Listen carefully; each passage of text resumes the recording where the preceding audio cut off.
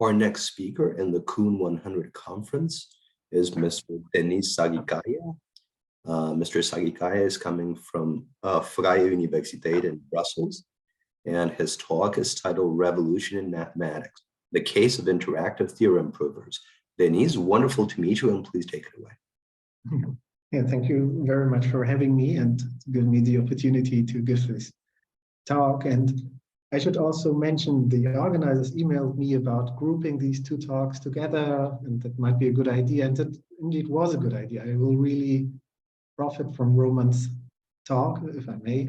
And I think there are some elements there are quite useful for my talk. And in general, it was a lovely one, so I'm happy to follow after that. So maybe I should say two things. The first one is that my talk has also one implicit goal, and this one is to motivate philosophers of science to care more about philosophy of mathematics. I think both branches will benefit much from each other, but it seems to be that there are sometimes the kind of divides that philosophers of mathematics are closer to metaphysicians, which, I mean, it's good that they cooperate. I mean, nothing wrong with that, but that there aren't so much ties among philosophers of the empirical sciences and philosophy of math. So for me, philosophy of science was always a great source of inspiration to do philosophy of mathematics. And so this is like a plea for both communities to talk more with each other, but of course more local, and a thesis that you can better argue for is, I would like to argue for the thesis that revolutions in some kind of Kuhnian sense are at least possible in mathematics. So even if you might hold that they haven't happened so far, I want to make them plausible to happen in the possibly even near future. And to do that, I will talk a little bit about interactive theorem provers. So this is what Roman called these old, I would call it old-fashioned AI, maybe good old-fashioned AI, but this is the symbolic paradigm. So about this first thing, mathematics had always an extra status. And I mean, clearly to some extent it's deserved, but maybe we overstressed that in the community. Mathematics has this extra status, like, I mean, Descartes used the evil demon to raise doubt about mathematical knowledge, but roughly speaking, you might dream was already sufficient to raise doubt about some empirical knowledge. And there's like another quote: mathematics has traditionally been considered as a science that can attribute to itself the status of generating absolute certainties, resulting in the idea that once something has been proven, it will remain so until eternity. And I mean, there is some truth to that. Pythagorean theorem holds, but you shouldn't ask Aristotle about biology. You might get something out of that, but to take him literally is a very bad idea. And the one quote I want to talk about is from an historian of mathematics who made like 10 laws about the history of mathematics. And he said, as his 10th laws, revolutions never occur in mathematics. So a picture of very cumulative growth of mathematical knowledge. And I probably don't need to tell anybody here that, but there's like, this isn't like Kuhn described knowledge growth. There are revolutions, and there are like two aspects one might want to test. And one is one entity needs to go, and one is this incommensurability thesis. And of course, it's very hard to pin down a very perfect theory of incommensurability, but just like waving hands, the point is there's like some translation problems over there. And like the general theme would be, I think that in mathematics, they already have been periods where terms changed subtile their meaning in a way that makes it very hard to translate between one older paradigm and a newer one. an example that won't come up with interactive theorem proving, but maybe a very good one is like in ancient Greek. We have quotes saying the line is more than the set of its points. And later with modern set theory, the line is exactly the set of its points. And mathematicians never had a problem. They said, well, that's just philosophy, who cares? I mean, every theorem in Euclid's Elements still holds in this reconstruction, but still there is some change there. And I would claim that arithmetical theorem proving might be like a step where we will have many different such incommensurability problems. And I will do that not by just putting my thesis forward, but want to argue like 3 different ways how different philosophical positions that are not minorities, but held by several people would imply that we have indeed incommensurability. So let me talk a little bit about this 10th law. CROWE later wrote about the law, I mean, he right after the law, he relativized a little. He said it depends upon at least the minimal stipulation that a necessary characteristic of a revolution is that some previous existing entity, be it a king, constitution, or a theory, must be overthrown and irrevocably discarded. The stress in law 10 on the preposition in is crucial. For as a number of earlier laws make clear, revolutions may occur in mathematical nomenclature, symbolism, meta-mathematics, e.g. the metaphysics of mathematics, meteorology, standard, and perhaps even in the historiography of mathematics. So here we already have like this rough direction as really the mathematical facts, and there is no revolution if you disregard geometry, or Euclidean geometry, not as the geometry, but just as one geometry. This is just your colonial math. This is no in. And this view, there was like quite some discussion, and they accumulated in an edited book of Deniz, 1992, Revolutions in Mathematics. And there we find like very opposing. Okay. It was much more a consensus than it might looked at first. So for instance, one person, I to quote, there is Dunmore, who said, so consider what goes to make up the tools of the mathematician's trade.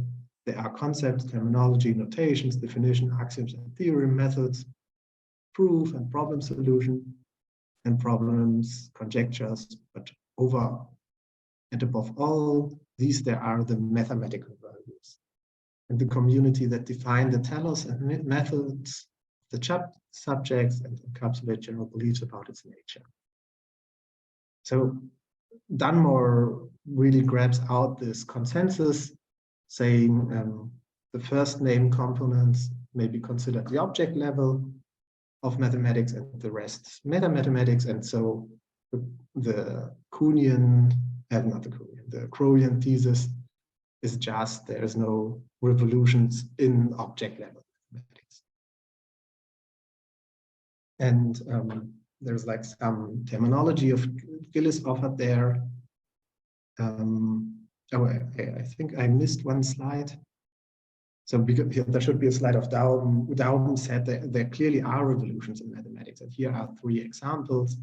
Just look at geometry. It was the development of non-Euclidean geometries is revolutionary. It was thought to be impossible for the ancient Greek. There really was like a paradigm shift to consider those, or consider the work of Georg Cantor and the transfinites. These are like really revolutionary things. You literally call them revolutionary.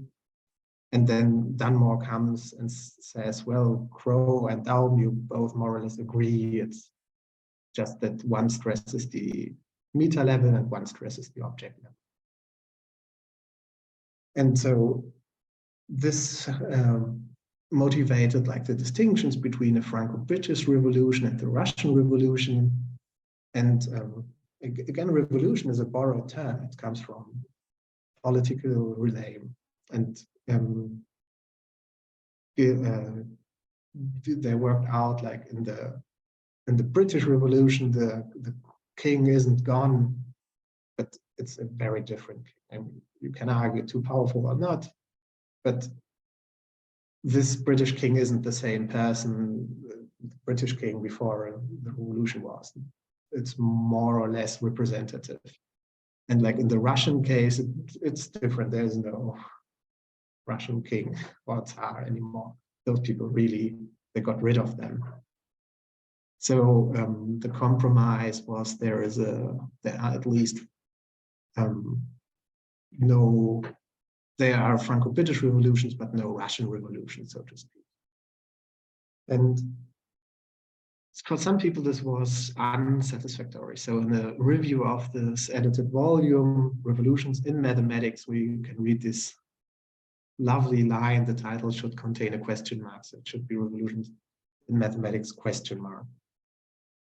And now one could attack this like on two angles, and one would be, and this is something I would be very sympathetic to, but I'm not doing today. I think that this distinction is a little muddy, that it sounds clearer than it is. And because like even in the Russian case, then you got rid of the Tsar, but structures might survive and something isn't called a king, but maybe a few entities have more power than they should, or it's too similar to the previous system.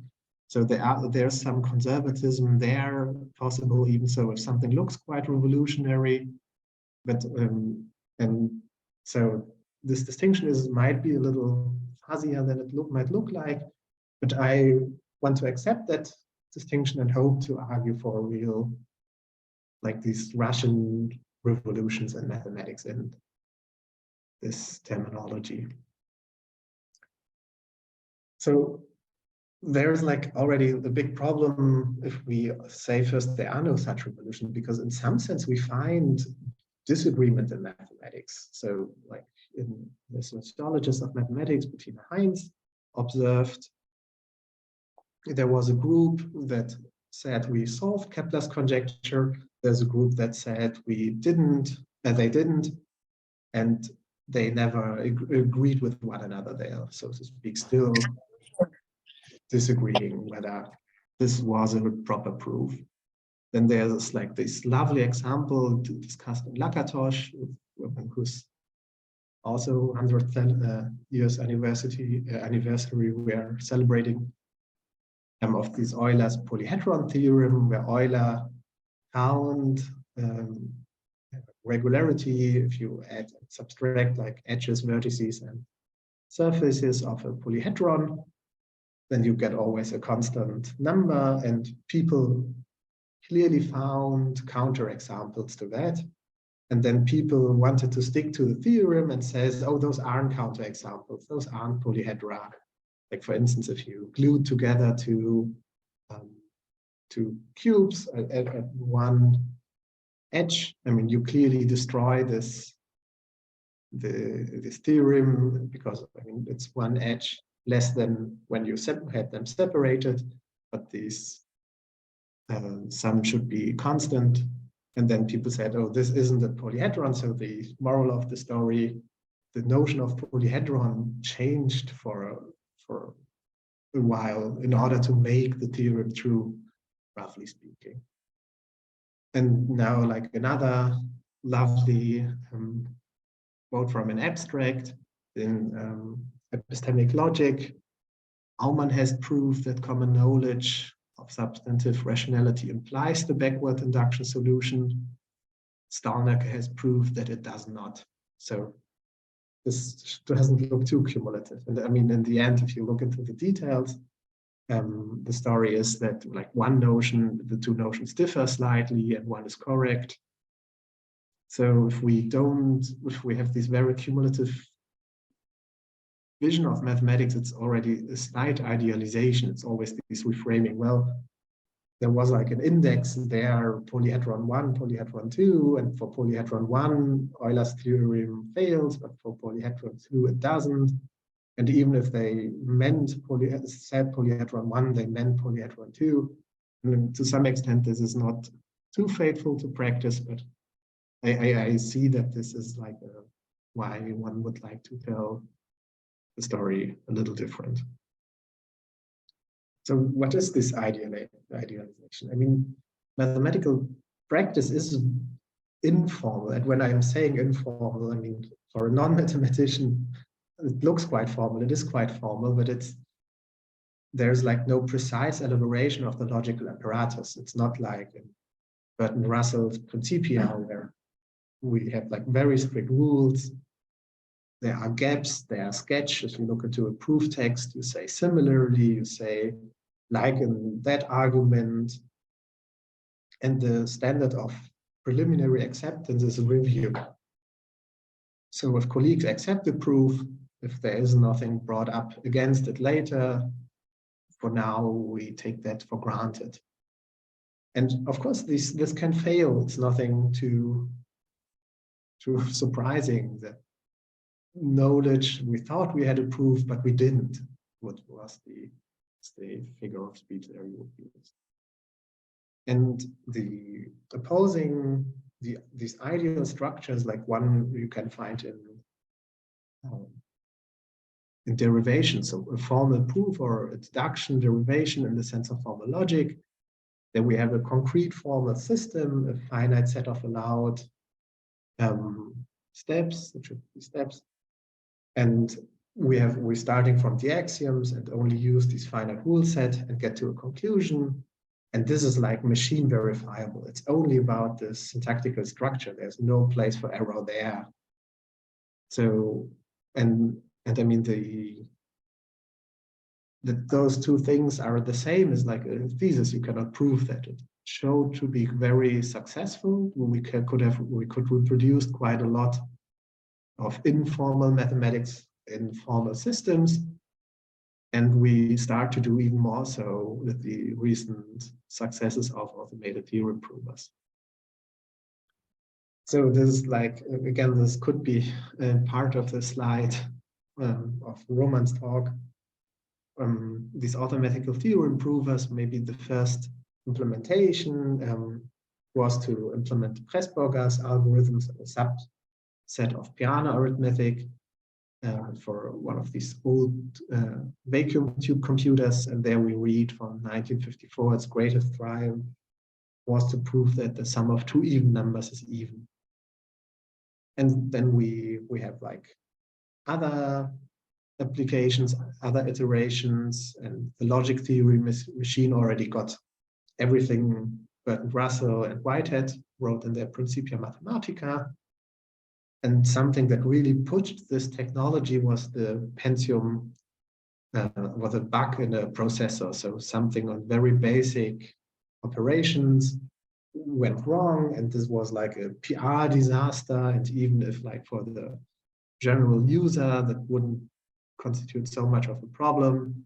It was like a huge pullback and millions of dollars were lost. And this really pushed theorem provers into industrial applications. Nowadays, everything that's very important, like airplane control, software that's like used very often, like in the very basic modules of your computer, you will use theorem provers to prove that nothing went wrong. I mean, again, this proof should be inside quotations because you cannot prove it for a physical thing, but of course for a specification, for slightly abstract. And nowadays we have several automated and interactive theorem provers. So software that's really producing these deductions we have.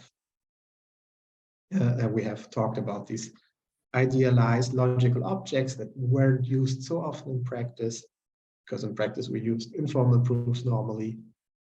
And so here's like the logo of Koch, one famous one. Isabel is another one. Lean is maybe the most dominating one from Microsoft nowadays. And those theorem provers really start to get to the forefront of mathematics. Many Fields medalists said that this is the Fields Medal, the highest prize of mathematics, put their name behind some of these projects. We have a famous formalization of a result of Peter Scholze, so the German Fields medalist in Lean. And there are like already starting courses. For instance, Kevin Buzzard uses Lean to teach undergraduate mathematicians. Maybe this is like another interesting parallel. You know the Max Planck quote, how quantum physics will strive, I mean, not by convincing those in power, but the new generation will just know them and the old generation will just leave positions of power. So I hope this got more or less clear. So if I made a bad job explaining theorem provers, maybe now would be a good moment to object. So just a computer program, I give them some intermediate steps and they really produce deductions out of those. And now I would like to give like 3 arguments why this could be revolutionary. So, and this depends slightly on how they will actually work. One possibility would be you would still write an informal proof as you do today. And then you put in some extra works to really verify it. So maybe journals will ask for a certificate that your proof really works. So you put in some extra work for that. Another one, and this is probably how it goes today, like normally is like the informal proof is there first. So you don't prove first in a theorem prover, but it just gives you like a rough plan. Details might still need to be fixed. And the strategy might still change a little, but it gives you a plan. And like if these really automated theorem provers will get strong and strong, at some points you can imagine that the theorem prover really generates proofs by themselves. So this is like how the genesis of the proof will be, will happen. And the other thing that's possible conclusion. So what might happen for the correctness criteria? Well, the informal proof can still play like a key role, or we really shift to the formal proof. We just say the certificate of the theorem prover is the only thing that matters. So why could that be revolutionary? I mean, one argument one could say is we could get rid of informal proofs. And I mean, informal proofs are clearly a big part of mathematical practice. So this would change quite a lot. Now, why should this be really revolutionary? Why shouldn't that just be a higher standard of rigor? And I would say, well, I can be agnostic about that, but there are people who say there's a principal difference between deductions and informal proofs. Like Leibniz would disagree, Descartes would agree, and nowadays there are like this was discussed under derivation indicator view. Just does an informal proof just indicate the existence of a derivation or not? And if you are saying there's a principal difference there, then you should say this is a proper Kuhnian revolution. Then there's this argument of meaning shifts. So the act of formalization is itself not mathematically verifiable. So is it really the very same theorem you put into the computer that you intended to put in there? What you put it in there was deductively verified, okay, but is it the same? And just to give like a very toy example, what I mean by that, if I talk about the number 1 as a mathematician, I don't care whether this is the real number, the natural number, or the complex number for the moment. It's just what I need.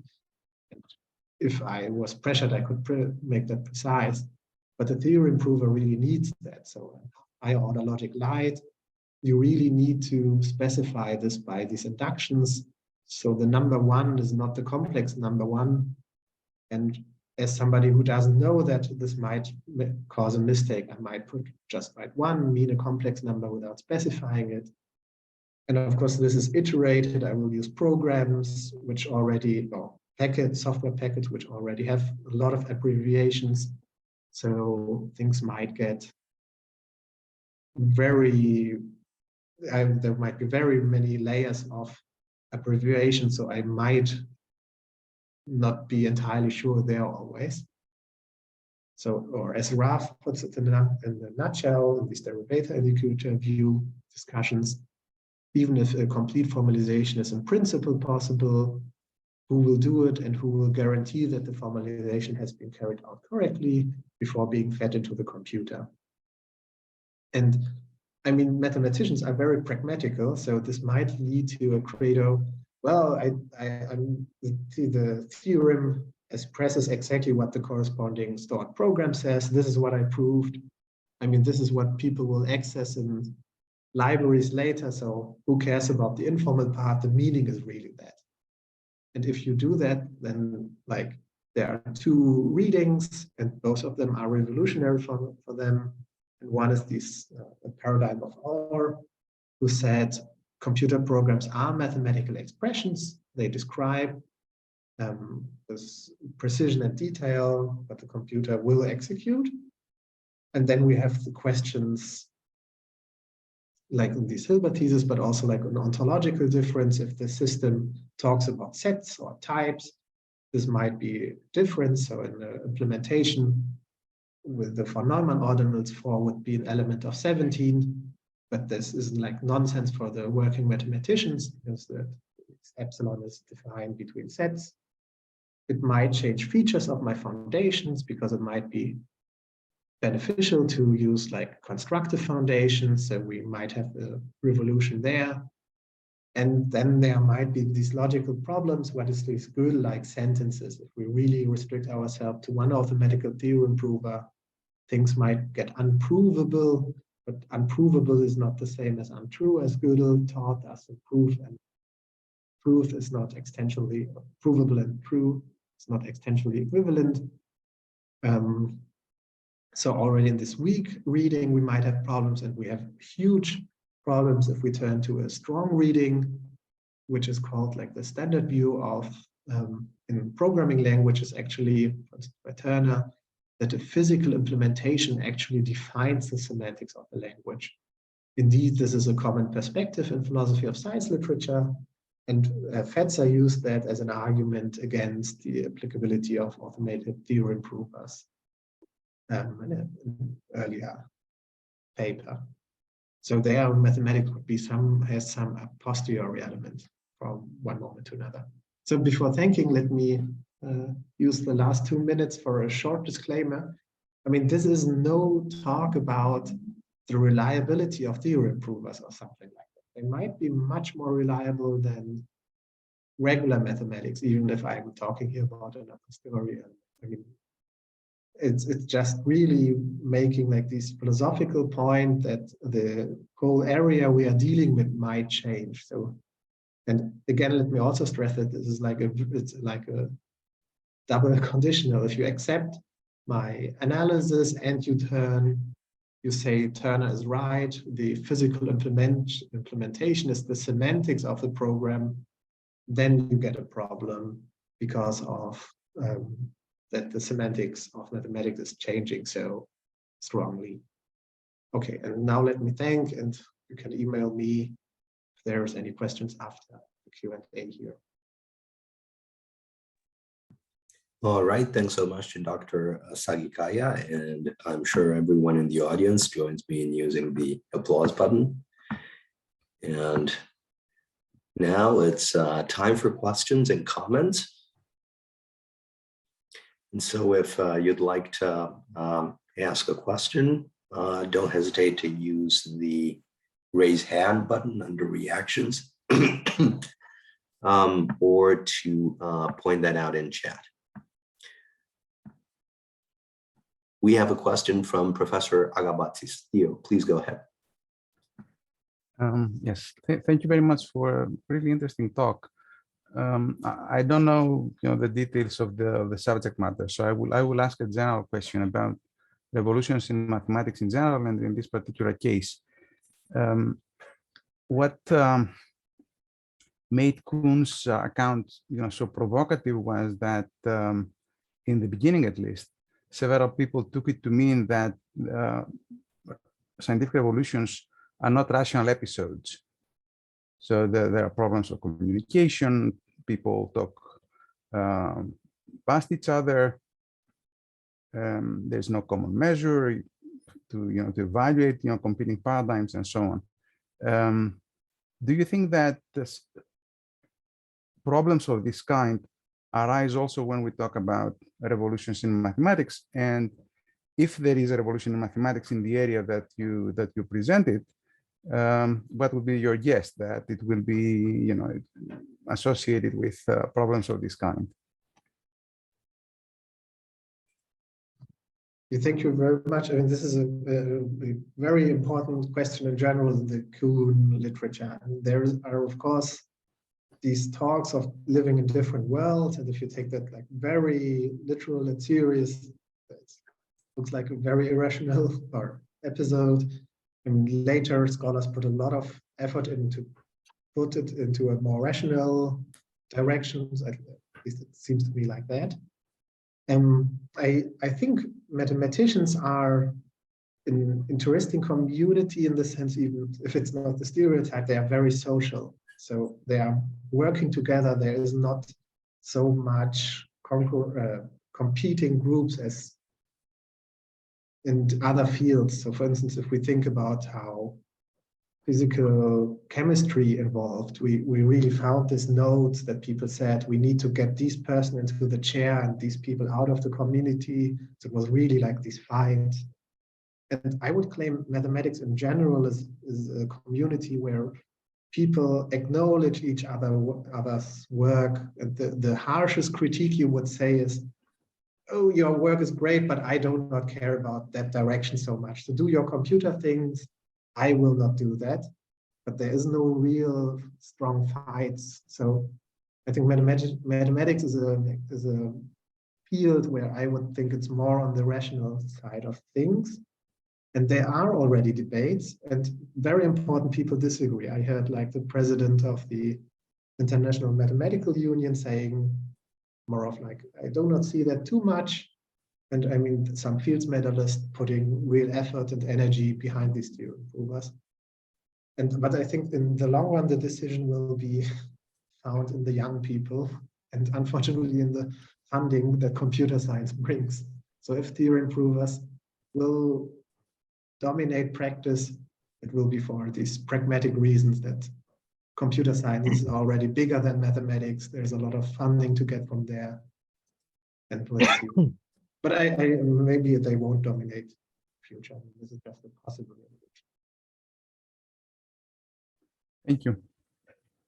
All right, thank you so much for the question and answer. Next up, we have Dr. Krasnowski. Please go ahead.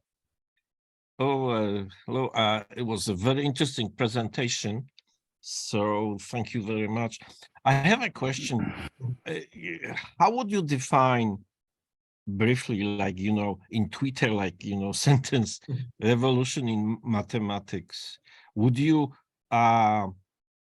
define revolution in mathematics as this, like, discovery of non-Euclidean geometry, or inclusion of infinity as a legit concept? Are those revolutions according to your perspective, or they are just developments? I mean, it's the point of this talk would be like even people having like a very restricted notion of revolution, like what was called this one entity must really go. I would claim that even those must accept revolutions. I think a slightly broader, a slightly broader notion works fine for mathematics as well. So I would call these non-Euclidean geometries revolutionary. because it really shows how different the paradigms were in like ancient Greece and then in the times after Gauss, maybe. Those mathematicians really did something different, even if it was conservative over quite some results. And I think it's different to a degree that they couldn't talk with each other directly. So I would vote for like a broader notion where this is included, but my talk should hopefully make it plausible that for a lot of people, even the narrow notion should be accepted. And I should say, a lot of people say there are no revolutions in mathematics, so I'm not in the majority, probably. Thank you. Yeah, thanks for the question. All right, if there are some more questions or comments for Deniz's talk. Let me insert a brief question of my own. It seemed to me just offhand, and please correct me if I'm wrong, that there are really perhaps two different threads that you were pursuing in tandem. One is whether there are revolutions in mathematics, and one is whether automating mathematical proofs is an endeavor that will become prevalent or that might change current proof practices and so on. And I realize the question is quite half-baked, but I was wondering if you think those threads could be teased apart, and if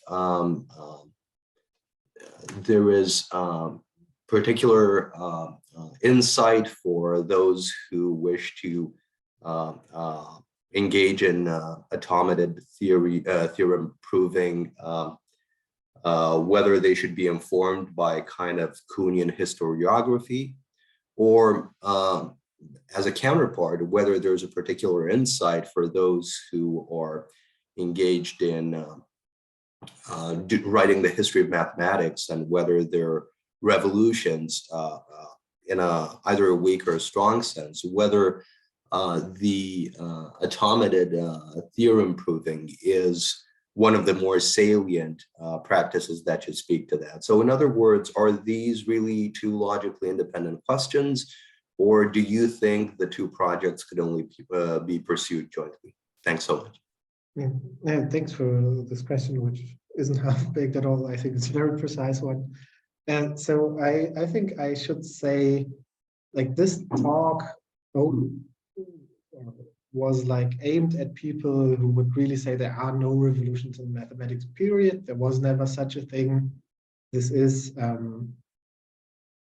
just cumulative growth of knowledge, and some very respectable scholars said things like that. For instance, like this Sociology of Mathematics, Bettina Heinz wrote in her book that a lot of her colleagues didn't pay so much interest to her work, saying things like, and I know I'm paraphrasing, well, sociologists don't have to look at math because there's no sociology there. People just prove stuff, then they send each other proofs and then all agree, and then they go back to their offices. So nothing interesting is happening there. So I'm somehow trying to say, if we should think in terms of revolutions in general, because it helps us to look at these human side of mathematics, which is just gainful. And before Kuhn, we didn't do that with physics. We thought physics is so precise, we don't need to look at the human side at all. And we're just missing out on a lot. So everything that works into that direction is good news for me. And so in that sense, both projects go very much hand in hand. And these theorem provers is just a silent example for something that should look extreme, because it's, even for an outsider, hopefully possible to grasp the difference between the informal practice and the more formalized one. But I personally think you will find similar things within the math, but then you really need to dig into the nitty-gritty details and changes that happened there. So it's a harder task to address. non-mathematicians or non-philosophers of mathematics. That's why I took it as an example here. I hope that answered the question. If I missed something, of course. It did, not at all. Okay. I think it's quite an interesting project to think of those two different questions as maybe cross-fertilizing each other. So it's quite an interesting project. Thanks. If there's some more questions, comments, rejoinders, objections.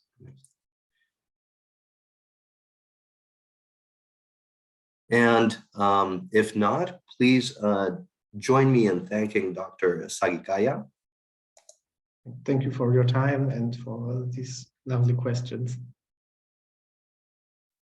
And perhaps we could take advantage of the opportunity to have a quick bite for 20 minutes before our next talk. And so see you at 2 p.m. local time.